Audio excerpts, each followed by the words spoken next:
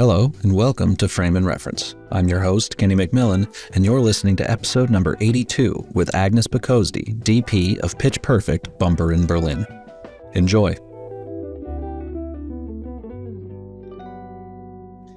Yeah, I was born in Hungary back in the Cold War, basically. And then I grew up there. I went to school there. And my parents basically were the first generation in a liberal country and like free market. So they were really going for, you have to get a proper job and this is your future and everything. So basically what was interesting that art was absolutely not a way to go for me back then. And I'm an economist originally. So I studied economics. I saw that. And, That was a parental thing. They were like, you better get a real job. I better get a real job, and I had no other option. So come on, no, you can do it. No, the world is free. You gotta study economics and something. And I was like, oh, okay. Right. But then it was so culture was always like very important as a hobby. Damn. So we have a black sheep in our family, my aunt, who left the country in the 70s, and she became a photographer in Paris. Oh, wow. And mostly black and white photography. So that was my hobby as well as a teenager, but it just can be a hobby. So like theater, movies, everything. Very nice. You should know everything, but as a hobby. And then during my studies, I kind of realized that what if I studied my hobby just as a hobby? So then I picked up a faculty secretly, which was film history and film theory. It's still back in Budapest.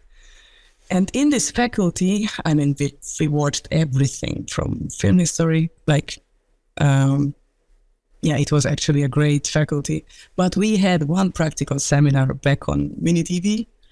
And we had like 3 spotlights and we were just shooting exercises. Like it was not, the goal was not to teach us how to make films, but we had amazing exercises like figure out a short story, make it with cuts and without cuts.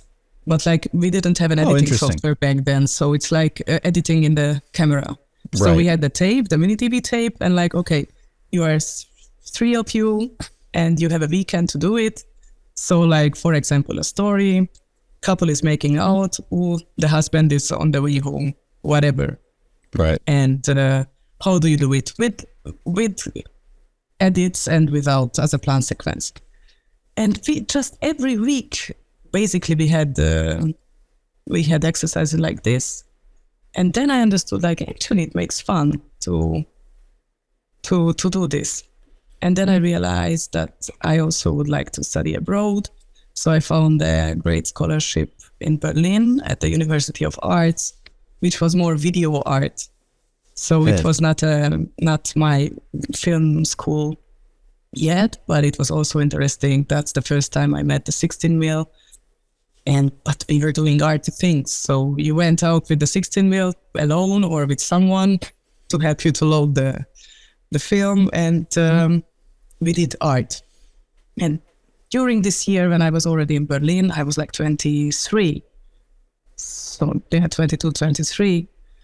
I was like, I figured out that there are 2 film schools in Berlin, like state schools. One was back then the East German film school and the West German film school. So they have both different backgrounds, different profiles. And I just started to work on set as a set runner, as anything. I just wanted to look around like, okay, how does that feel like? And I realized that maybe it's more fun to work in a crew rather than running around alone with a camera and do your art. Right. Which I don't look down at. Absolutely. I love that as well. But it just made fun to be able to do something bigger in a crew. Yeah. So then I applied to the Film Academy and they took me, and then I never went back to Budapest. So it's, you know, what's crazy is like I feel like back in the 90s or early 2000s, all film teachers across the planet were reading from the same book, because that's like exactly what I did in high school. And I went to New York Film Academy in Los Angeles at the Universal Backlot. Same exact thing. Make a we had the DVX 100. They're like, do it with they didn't have us do it with no cuts, do it with cuts, but they did have, like, I remember specifically one lesson where they were like, do the entire short in one shot, putting us on 16 and 16 millimeters smelling like fish bait. If anyone's listening who knows the smell of power bait, that's exactly what 16 millimeters smells like out of the can.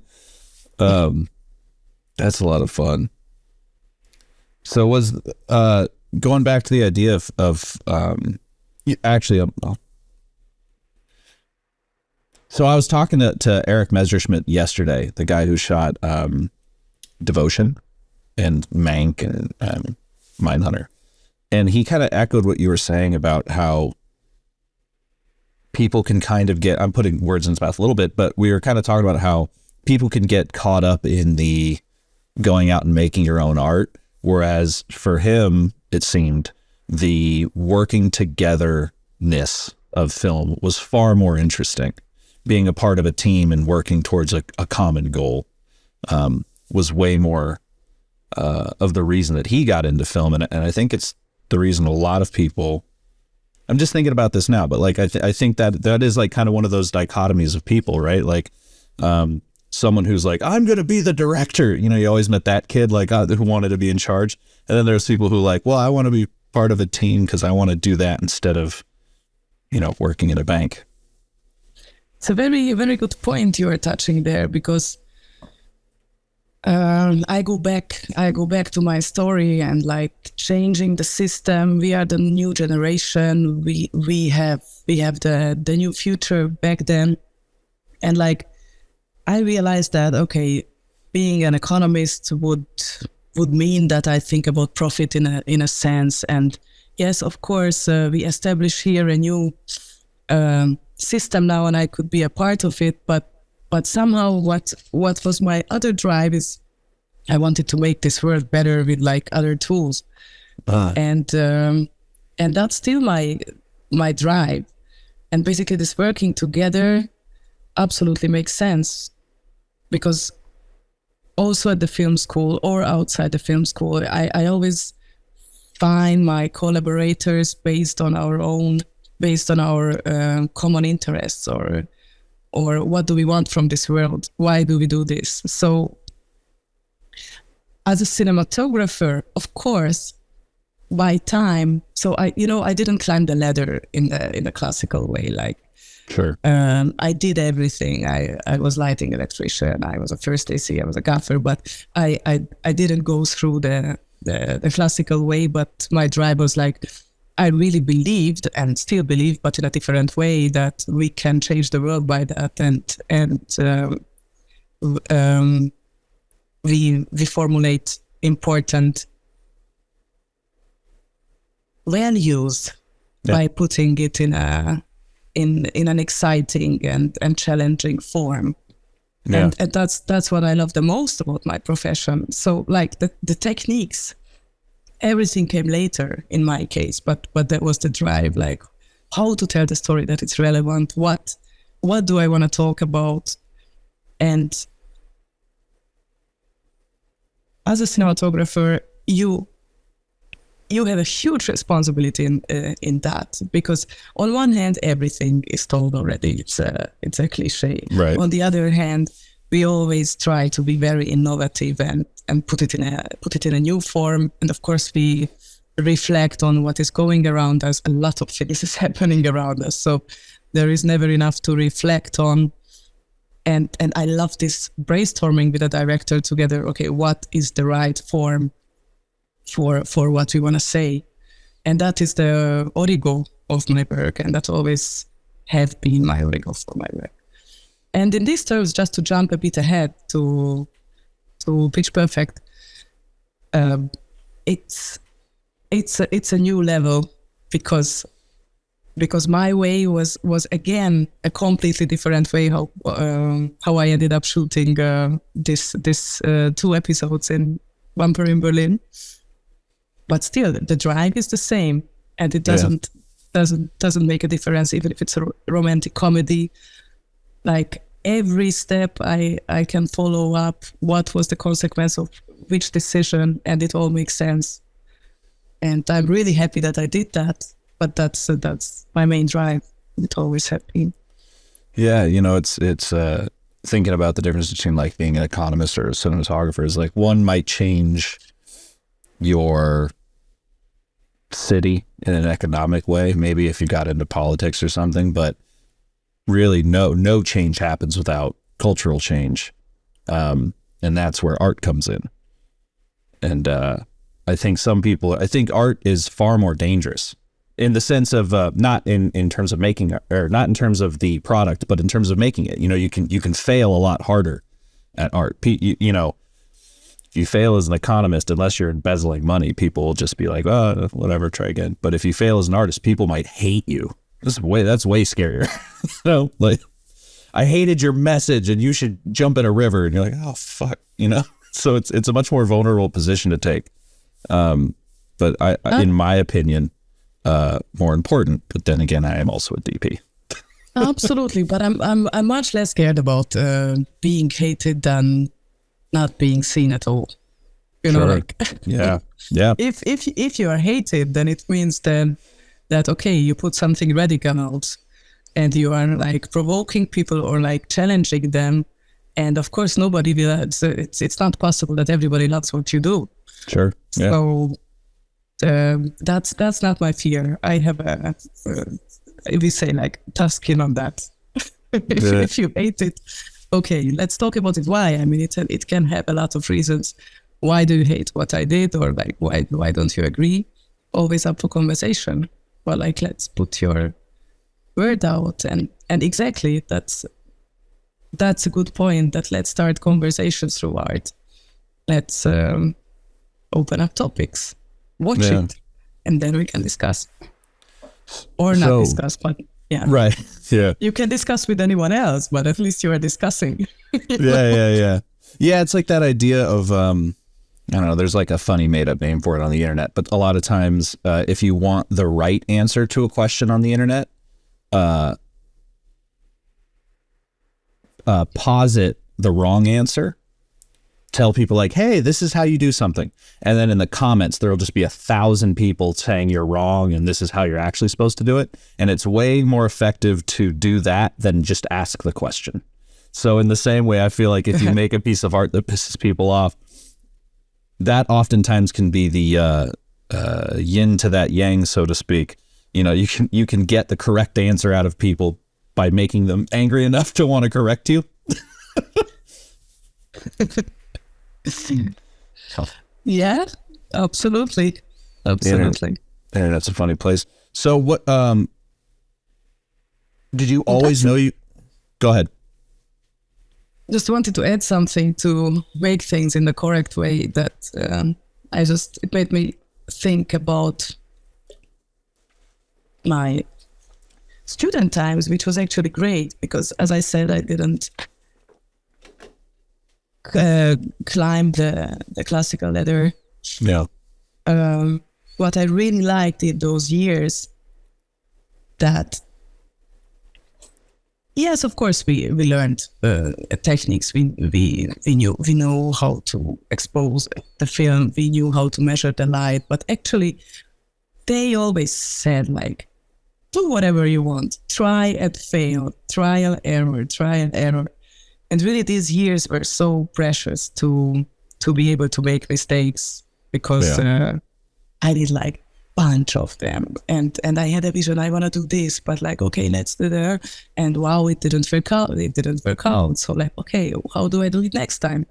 But we had the equipment and the material and the people. I mean, we helped each other. So basically, that's what we did for long years, like working for each other on set in every kind of positions, and failed. Yeah. And that's amazing, because I realized like, okay, they say the clever people, they learn from the mistakes of the others. I don't agree. I think I learned from my own mistakes. Yep, I'm with you. I'm with you. So, I mean, yeah, maybe there are people who can learn from the mistakes over there. No, I had to go through a lot, and I did a lot of mistakes, and it was in a protected environment where, yeah, of course, it was cool if your second year movie went to Cannes or whatever. So, and it did. So success also came, but because I always took the risk, and I always took the risk to fail, and maybe, yeah, I failed in that particular decision, lighting decision, but basically the risk was so, the stakes were so high in other decisions that it was still good enough to raise attention. Yeah. So, I mean, that's the classic thing, right? Like whenever people say, is film school worth it? I'm like, well, you could probably learn what film school would teach you in a book or whatever, but the environment is far more important. That environment, that protected environment, as you said, to fail. Totally. I mean, out of the film school, I think it would have been super hard to get these people to work free for you. Like, come on. I mean, the basic experience was like, we are a bunch of wannabe filmmakers there, and so that you can do your movie in your crew. I mean, as a cinematographer, you need at least, depending on the story and depending on your equipment, but 2, 3, 4, 5, 6 people just for a low budget, very low budget, no budget short movie. It means if they help you, you're gonna help like 5, 6 times to them for free. Right. And that was the deal. But like, it's very hard to get this kind of resources in people who are like loving to make films just because you call them like, hey, I have an idea, come and work for me. And again, and again, and again. Right. So I think that's why that was the biggest advantage of film school. And of course, you learn a lot, yes, but this protected environment and experimenting and failing, which is not the case in a lot of film schools. Like a lot of places, you have a huge pressure of budget and the huge expectations of which festival you get into, and this pressure was much lower at my time back then. So like, I didn't go for it. This commercial pressure was much less. So we could fail much more, as I think people can fail recently. Yeah. Did your college, had the film school been kind of established by that point, by the time you got there? Oh yeah. It was actually a free academy based in the 60s. So I went to the West Berlin one. It's called the FFB, German Film and Television Academy. And when it started, it was really just a bunch of people who wanted to think about films together and make films together. So the divisions came later on, and they were more thinkers and filmmakers in a free space. So very briefly, that's the history of the West German Academy. That's why it's an academy, because it was kind of this self DIY, let's do it together thing. Yeah. And the East German one was more the divisions, classical, building up. So they had the not circle of both, say, like the methods, like the plan, how to teach filmmaking. The film school I went to, my college, full university, the film school had started 2 years before I got there. So my class and I, which luckily we're all still friends and we all, work in LA together, so it's fine, but they did not. Now that it's the Arizona State Film School, I'll give them credit. Now it's amazing. They have their own stage. They have color correction suites. They're shooting film. I think they've got all this equipment. It's great. And when I was there, they barely knew what to teach us, and we all had to fight over 1.5D. That's all they had. So that was more of a that's when I talk about like, oh, what you need film school. It's like, well, the friendships I made there were very important, but the stuff I learned didn't matter. That was the New York Film Academy I went to beforehand. Most probably you learned how to fight. Yeah. And you fight yourself through 4 to 5. Oh, and obviously, like, there was, like, you know, the people who, it was the classic, like, breakfast club, you know, there was, like, jocks, there was nerds, there was the whole thing. So, like, the people who are super film nerds or, like, just really good writers or whatever, you know, they would find people to get behind them, so they would get the 1.5D, and the rest of us would get, like, a beat-up DVX, of which there was, like, 2, you know. It's a very interesting time. But where was I going to go with this? Oh yeah, so cinematography, did that just feel like a natural form? You said you were a photographer before, but how did you know that cinematography was the move and not something more, I guess, practical, like being a first AC, which is is it just because you have that strong voice, I suppose, that certainly it took me a long time to learn how to hone. I'm much more comfortable as an AC. It's less stressful. It was not obvious. Yeah. I mean, in Hungary, there were no female cinematographers at all. So maybe in documentary sometimes or TV, but it's still very rare, especially in cinema. So there was no example for that. Nobody, I never had the idea of that. So like photography, yeah, that happens, but this category just didn't exist. And when I moved to Berlin, then it was the first time I saw a woman with a camera, which was actually Sophie Montaigne, a French cinematographer who was also our teacher. And there were some more examples later on, but in Berlin, I kind of could imagine it the first time, like, actually, I could be a cinematographer. So even though I did camera work back then in Budapest on these exercises, it was never really an option what you think about, what I thought about back then seriously. And then by time, I mean, when I realized like filmmaking, of course, obviously first like directing, because like that, but then later on on also at the art academy before, by doing video art, I understood that what I love the most is to create the image, and to create the image, meaning finding the form, finding the perfect form, and it's also the combination of being conceptual and being emotional. Yeah. And yes, I had, of course, I have a lot to say, but I realized that that's not my main goal. That's not my first drive. Sure. So I have my point of view on the world, but I also saw that, wow, there are people who are doing it much better. And actually, what is really my main interest is this part. Like, okay, there is the content and there is the input, and like, of course, there are plenty of different directors with different approaches. It's a big topic, like how a director and cinematographer works together. But it's like feeling the onion and like finding, okay, where is the middle, and work around it. But right. not, yeah, and I think I come more from this really conceptual part and very art house cinema, and because I think I really didn't wanna.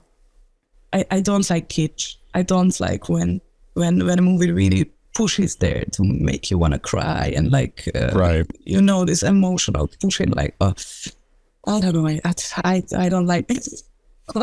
I can't stand it actually. But like, okay, how to get the emotion without like overwhelming the viewer with effects, but like the real emotion, which is a much more complex human reaction or state.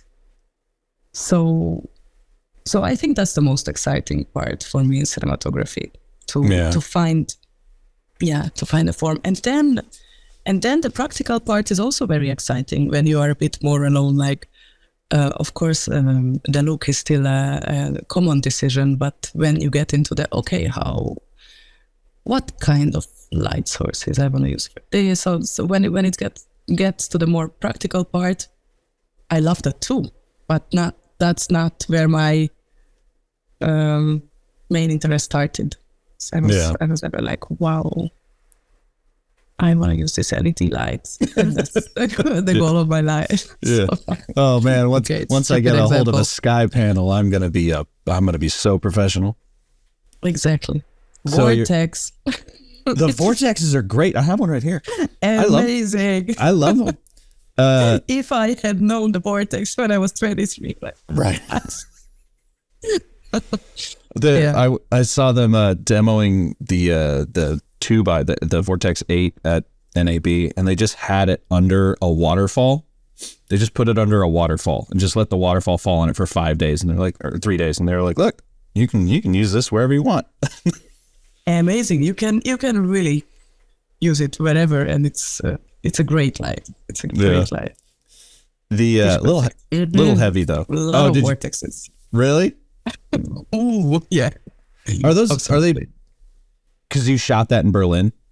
We shot that in Berlin. That's how I basically got into the project. Yeah. So yeah. I guess that's a dumb question, because I still pretty much, now I'm just talking about lights, I still pretty much only see sky panels on sets in LA, but I guess they got a bunch of vortexes in Berlin. We got a bunch of vortexes in Berlin, but it's not so before the show, we basically were introduced to the vortexes.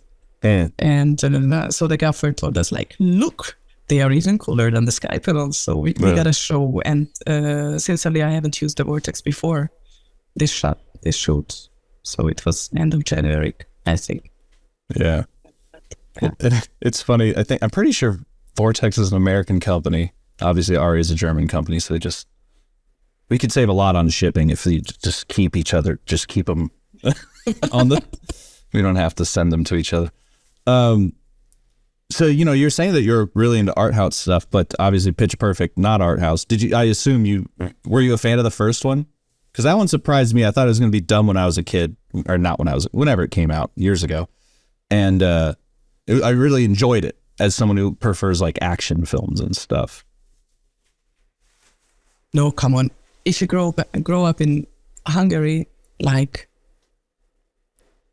you are contaminated by long shots, like Benatar, Miklós, like it's art house cinema, it's long shots and amazing ones, really. So I'm joking here because that's a big influence on me as well. But I see my Hungarian colleagues all around the world, like cinematographer colleagues, and you just cannot undress this long shot. All their reels are 30 minutes.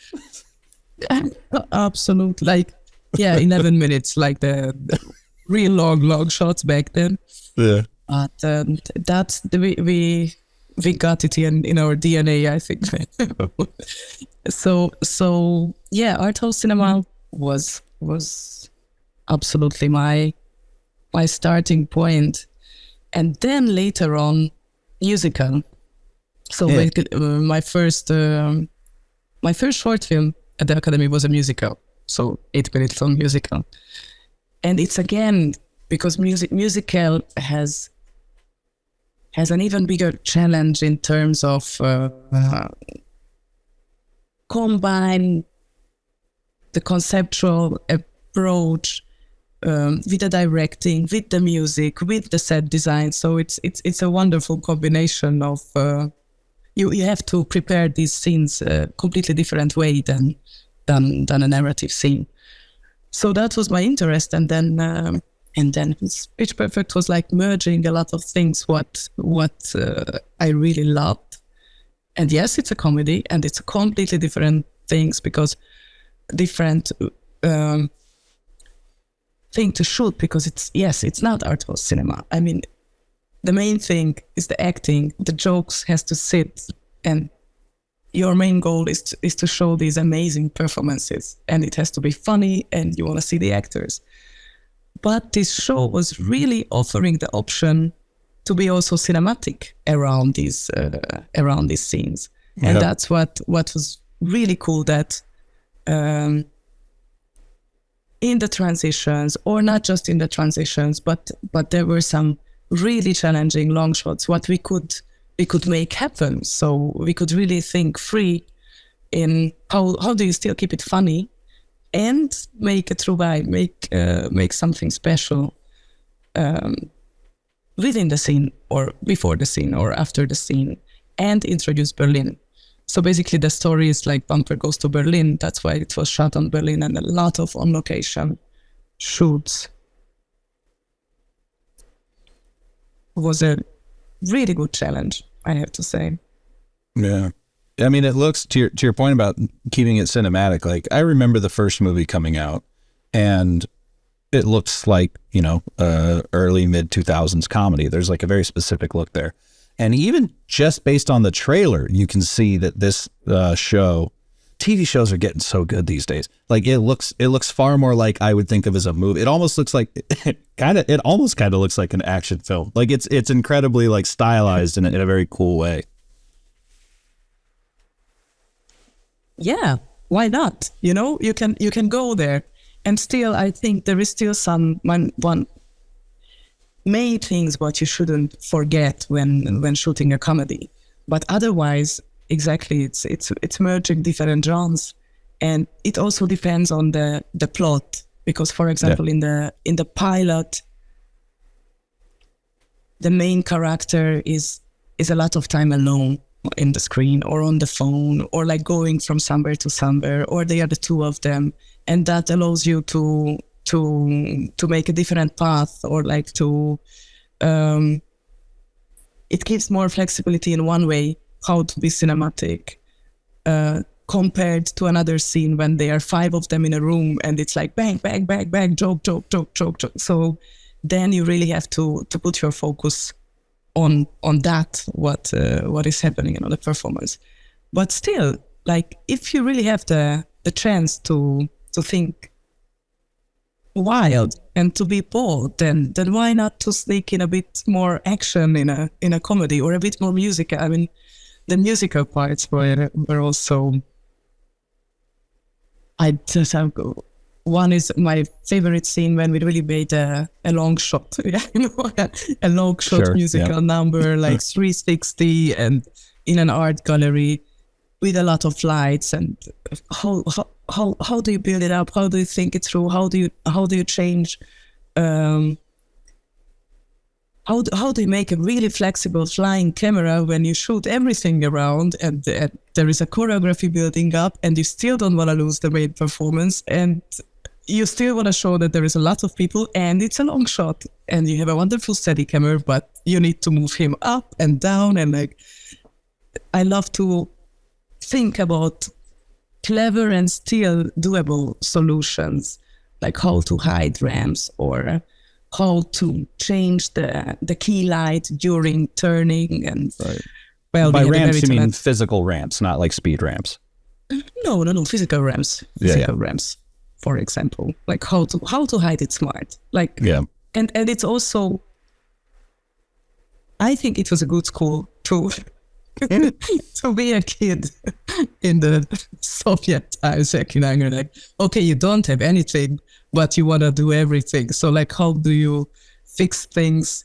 How do you think creative out of nothing? Yeah. And it shows up a lot of times that you have a great idea, but you don't know how to, like, in this case, actually, we really had a lot of assets to work with. So amazing crew, amazing resources, and that's why we also could be so bold. But otherwise, sometimes a simple solution is just much better than hide the ramp, or like move them a bit here and a bit there, and okay, you have to make like 3 more rehearsals, but actually the result is amazing. Yeah. Do you so you had not shot a comedy before this? I did. Hey. I did a miniseries in Berlin, but it was not my main profile. I did. But not, Are there not like this one. Sure. Because I assume, was this, obviously there's a ton of choreography that goes into any musical number. Like everyone's got to hit their marks, both physically marks and just in general, you know, every department has to be absolutely on.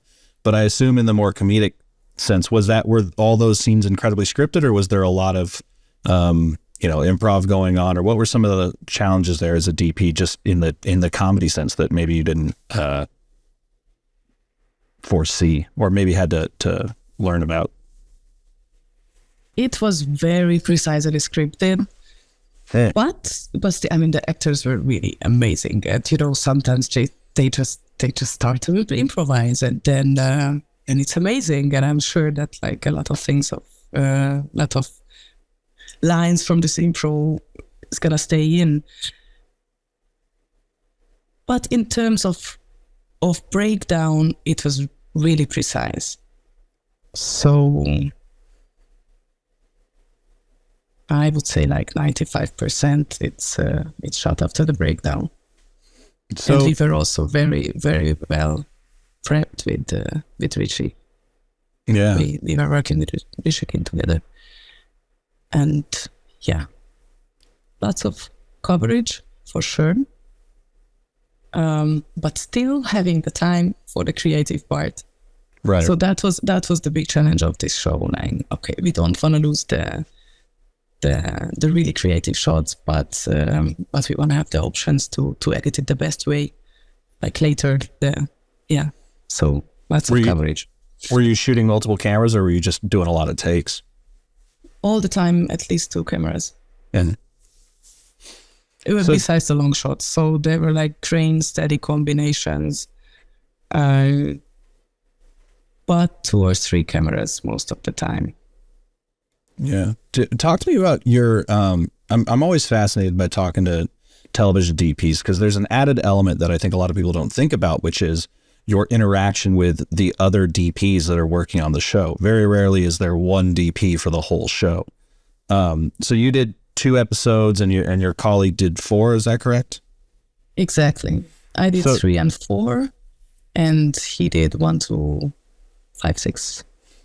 So talk to me about how you guys kind of developed the look. If you developed the look together, did someone take lead? Like, what was your guys' working relationship like? I mean, other DP is Mike Sprague, amazing DP and very good friend. And he was shooting the pilot. So obviously he was setting the look in terms. And I was on, of course, we discussed a lot about how should it look like and what keeps it together. But I also just went on set a lot of times and just looked what he was not done so much. Actually, of course, we discussed about the look, but a lot of times he just said like, be bold, do what you want. You do great stuff. I trust you. Do your thing. Black and white? Hell yeah. No, but you know, like even in terms of, there are some dream sequences, or when Bumper is dreaming, or there is this very romantic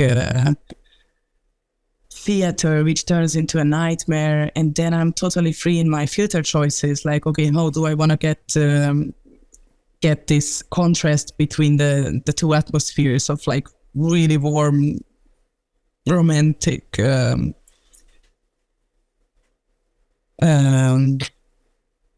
So like I had a huge freedom in these terms, but we did the lens test together. We made the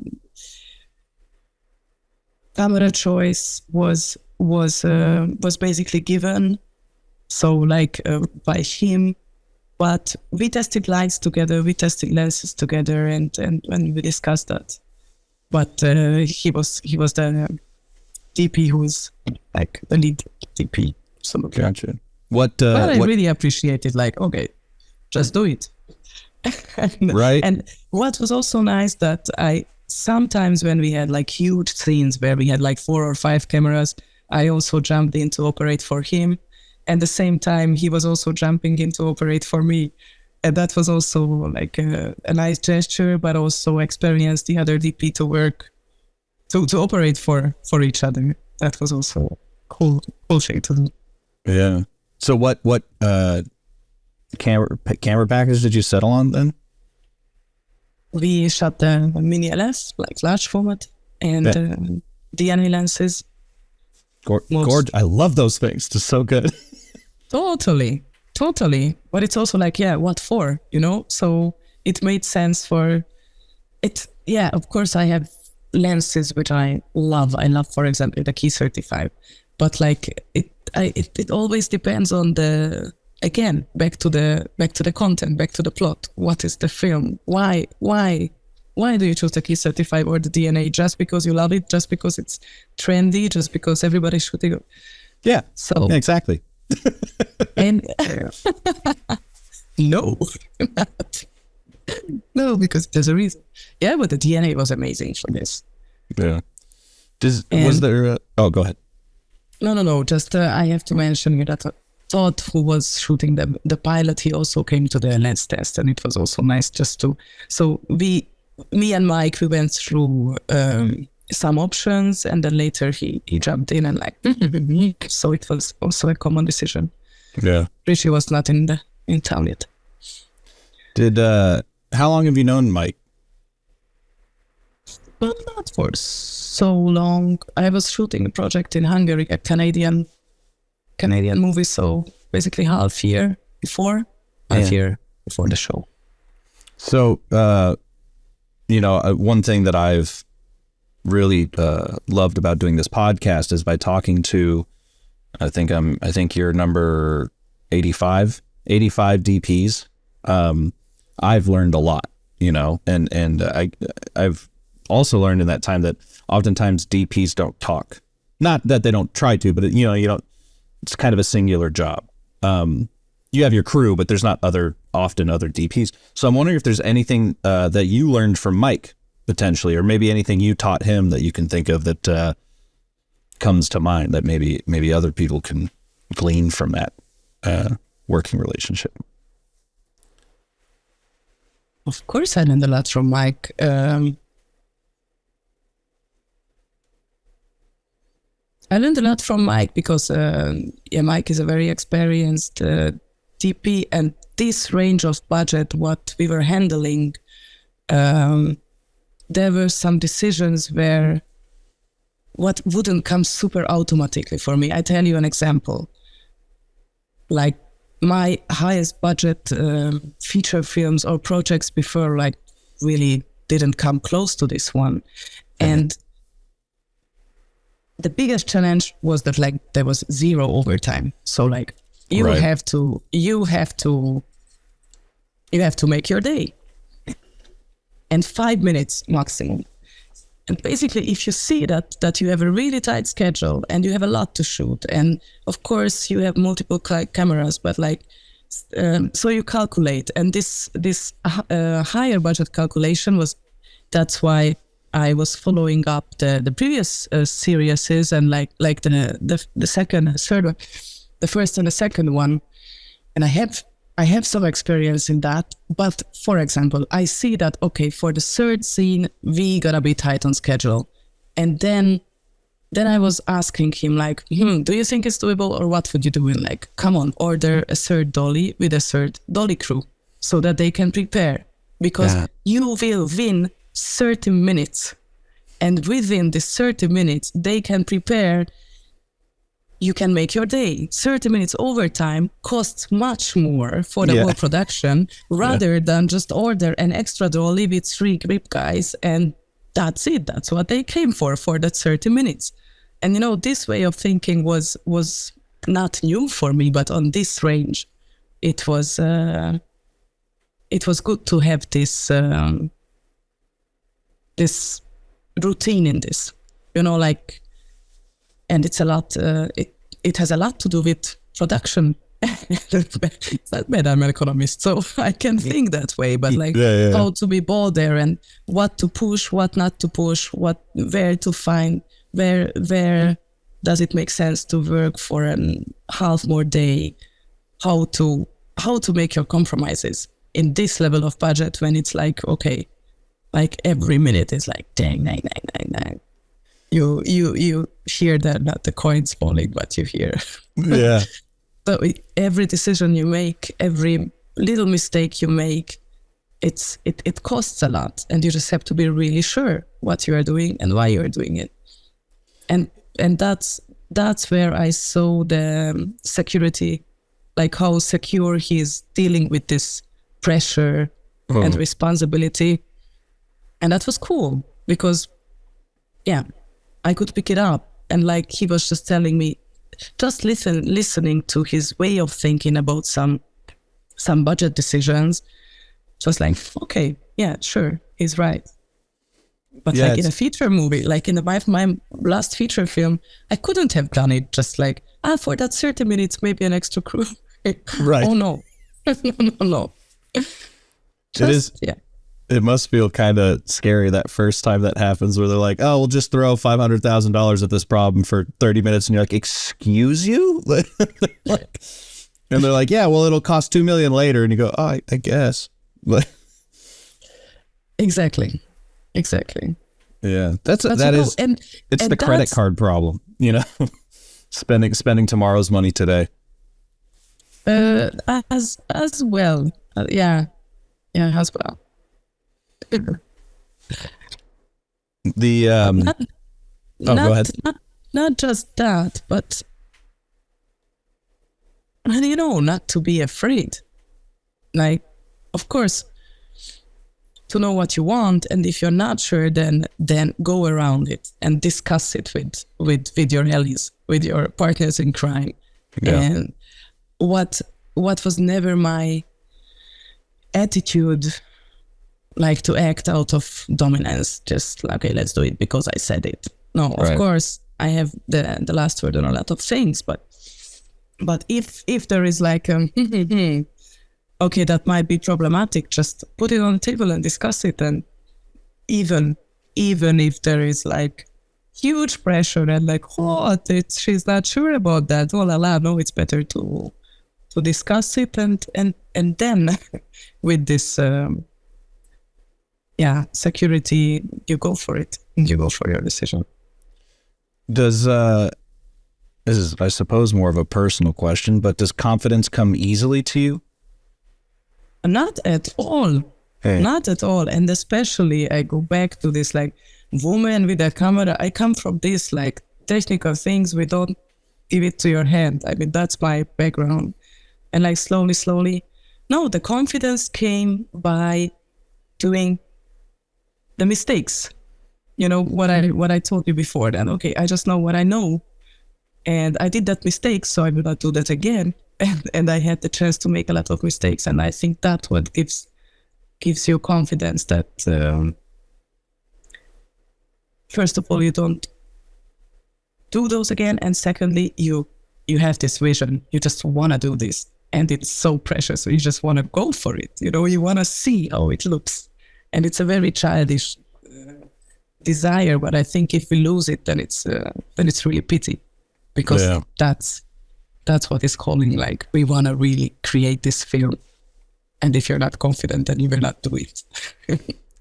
So when you're on set and you've got your crew looking at you and you're not quite sure what to do, what's your method of being able to take a second and figure out? Because I know Roger Deakins has said a number of times the way that he would like take a minute to himself is he would just put his eye in the eyepiece and everyone would leave him alone, but really he would just be like spacing out, just like, shit, I don't know what the hell I'm doing. Oh God.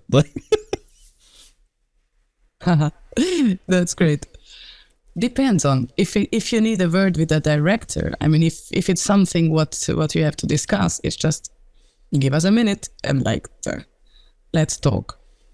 And I think it's always crucial. I mean, if you want to discuss something with him, there always have to be a second for this, or 2 minutes, or 5 minutes for this. So like, if there is something wrong, then go for it. If it's my decision, if we are talking about this moment, okay, it sounds funny, but I just ignore questions. And I'm like,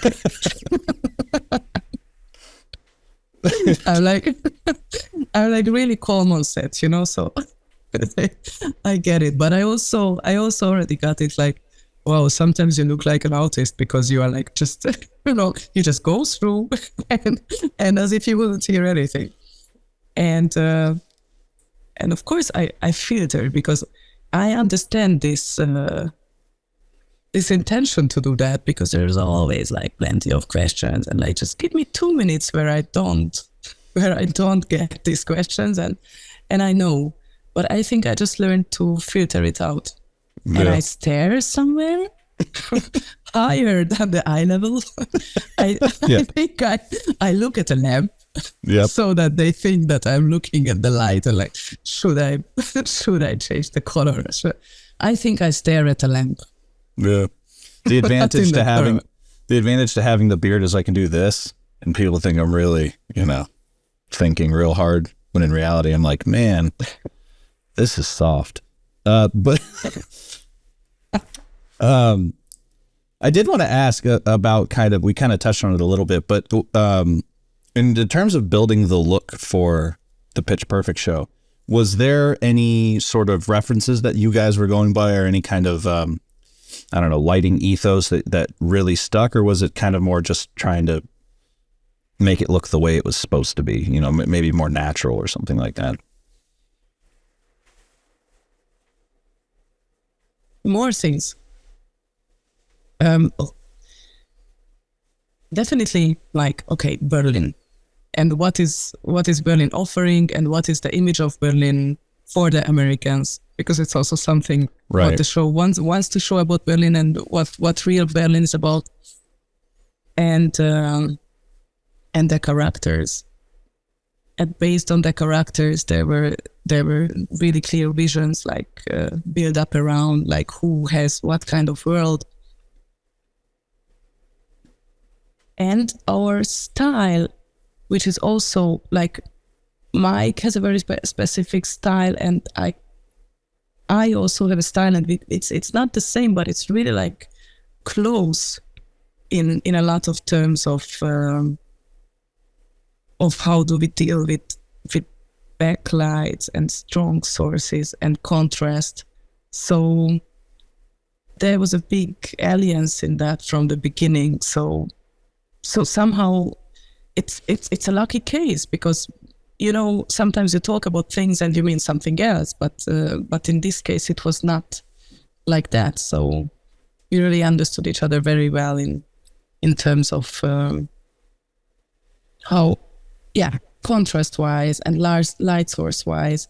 I think there was an interesting difference as well, and it's again the plot that he had more the introduction parts where every character had their own looks, and it's a clear thing to set up the look of the DJ, or set up the first location when you get to know the guys, the gang.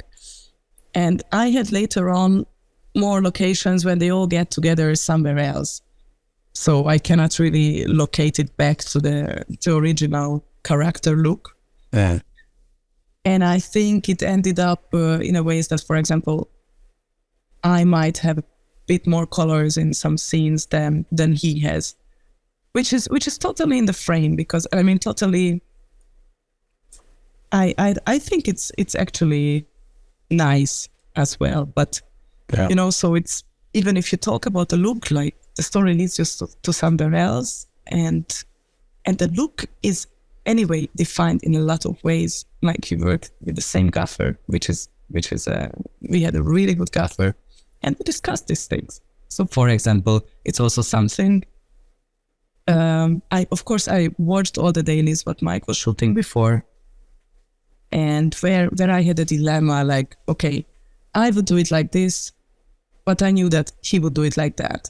And then for example, it happened that I discussed it with the gaffer, like, actually, and then we said like, oh, let's go for keeping the look in this case. But in another case, I was like, no, I think it's just so good that way that I want to introduce a new color. I want to introduce a new backlight, or I want to lead it to the red. What didn't Right. happen before, but I think it's so good here that, and this depth we didn't discuss. So that was my freedom in this. But he watched my dailies as well, and we exchanged opinions. Yeah. Well, the colorist is going to have to fix all of this. You know, you mentioned something that I thought was kind of interesting about a little bit earlier about making Berlin for an American audience. I'd love if you could kind of expand on that and tell me like what does Berlin look like for the American audience, and what does Berlin look like to Berliners, maybe in a visual sense. Okay, I led myself into a trap with this. Got him. I mean, you know, the locations what we show in Berlin, they are in Berlin, so it is Berlin.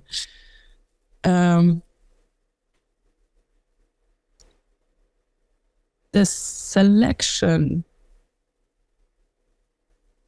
actually, yeah, it's a long question, and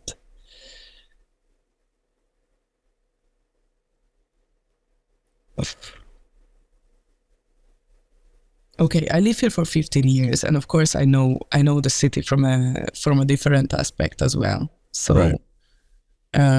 And I know it's not just for Americans, but you know, Berlin has its calls.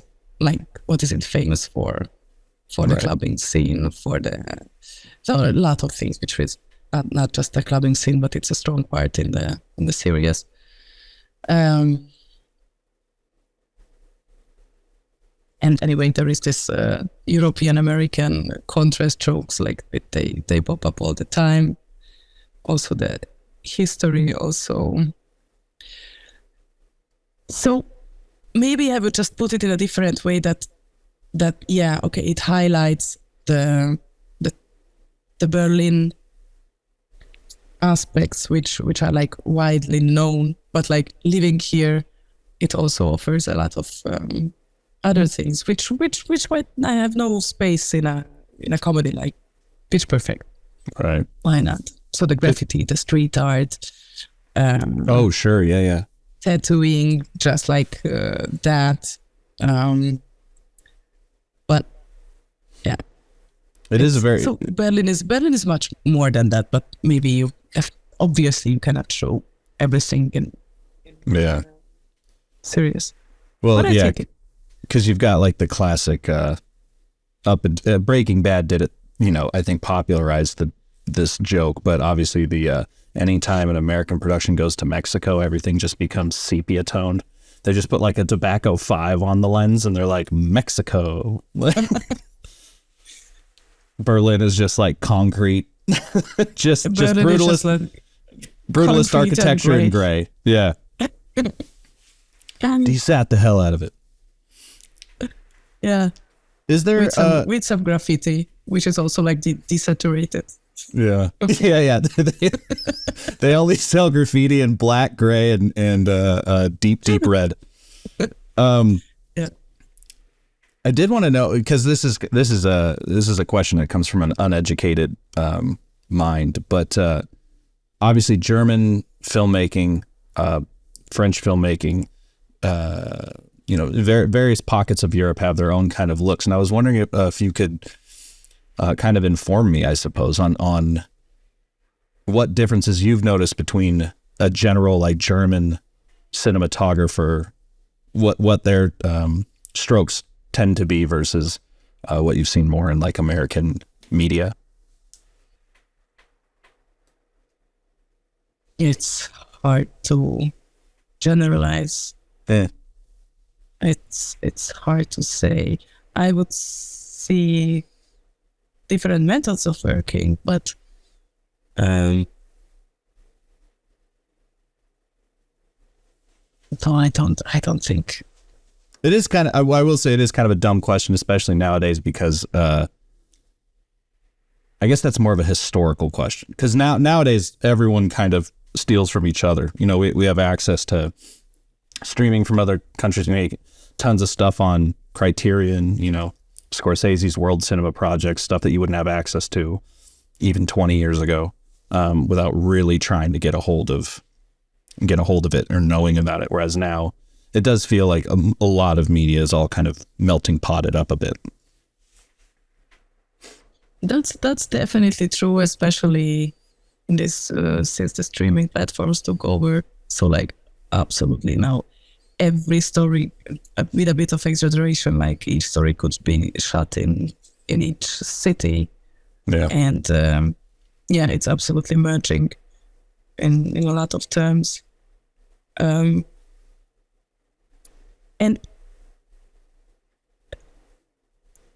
wow, if we are talking in very general, then I think these streaming platforms are trying to highlight exactly the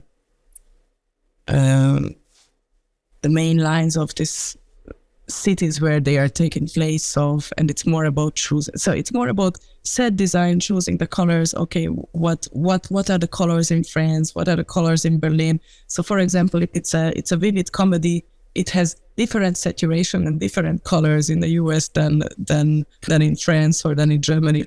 And right. at the same time, on the other hand, if it's a desaturated thriller and like very blue, very gray, it also has a different touch. But it's so general what I'm saying, that we should go more in examples and details. So it's hard to say exactly because there is this huge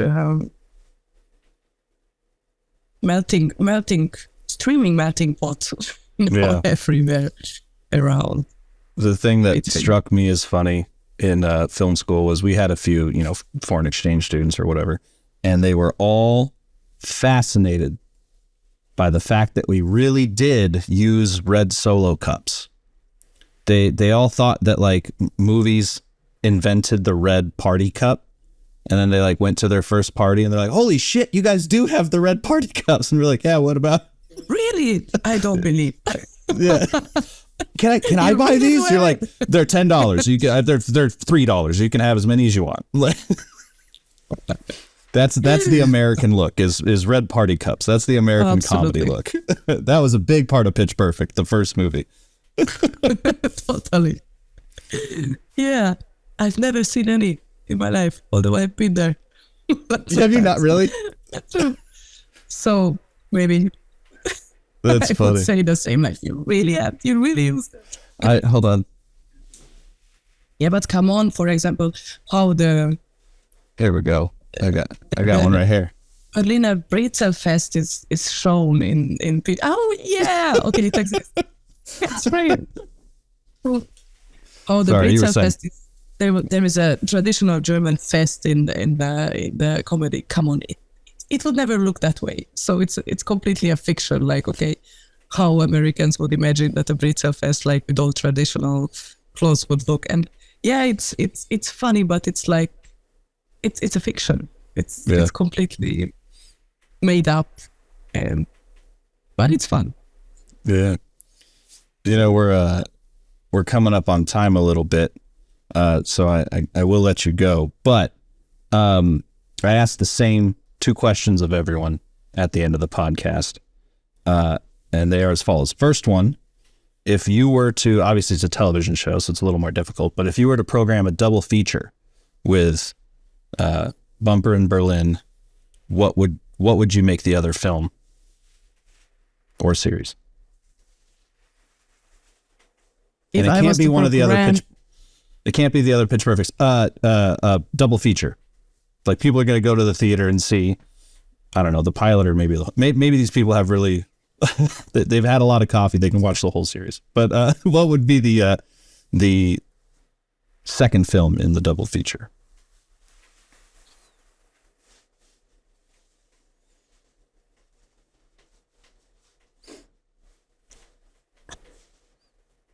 Okay, this is funny. But I played Cherbourg. It's a very old musical from a French musical. The Umbrellas of Cherbourg. The Umbrellas of Cherbourg. Okay. Cutting the back then. I'll have to look that up. That's funny. Yeah, I thought that would be like a fun 60s. question when I came up with it, and it stumps everyone. And I'm like, damn, that's way harder than I didn't think it was gonna be that hard. The second question, everyone likes to talk about, oh, what's the best piece of advice you ever got? No. What's the worst piece of advice you ever got? For cinematographers, Yes. I mean, I guess life advice counts too, but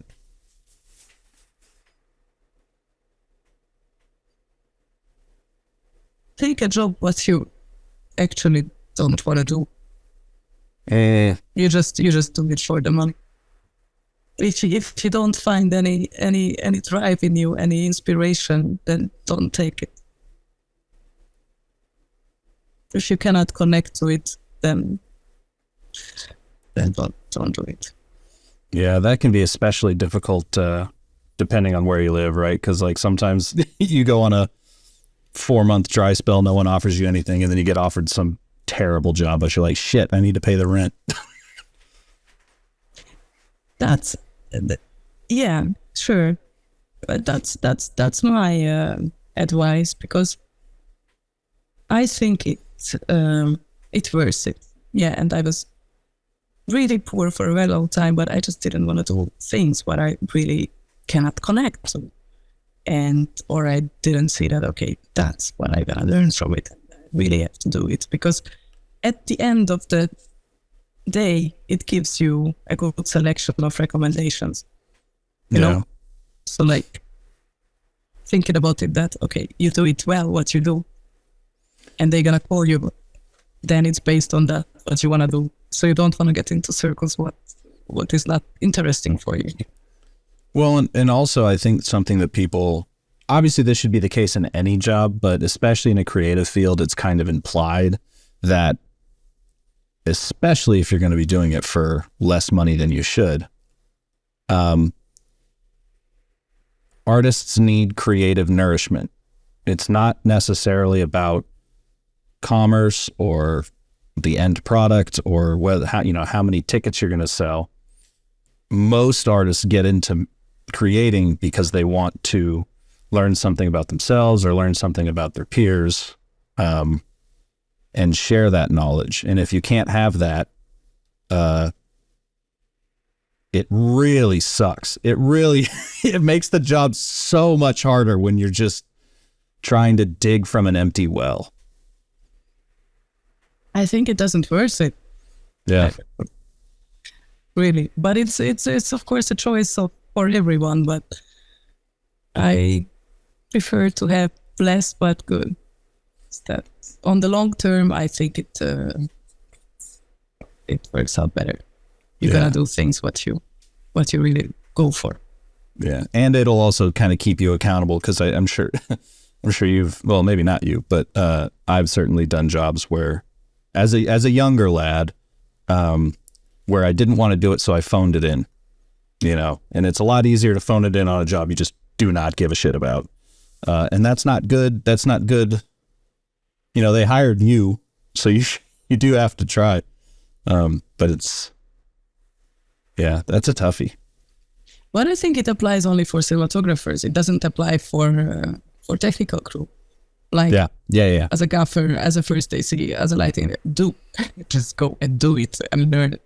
But as a cinematographer, you really need your inspiration.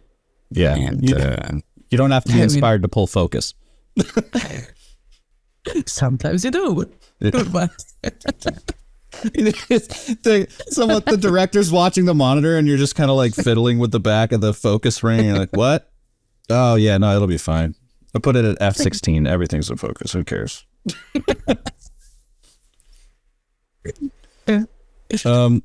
Well, thank you so much for talking with me this evening, depending on where you are. I really appreciate it. That was a lot of fun. Thank you so much for having this chance to talk to you. Have a good day. It was a good one. I can tell you it was. Oh, once I get to your time, I'll let you know how good mine went as well. But yeah, please, next time you do something, please come back, and I'd love to talk with you about that too. Thank you so much. Frame and Reference is an Owlbot production. It's produced and edited by me, Kenny McMillan, and distributed by ProVideo Coalition. Our theme song is written and performed by Mark Pelly, and the F at our Mapbox logo was designed by Nate Truax of Truax Branding Company. You can read or watch the podcast you've just heard by going to provideocoalition.com or youtube.com/owlbot, respectively. And as always, thanks for listening.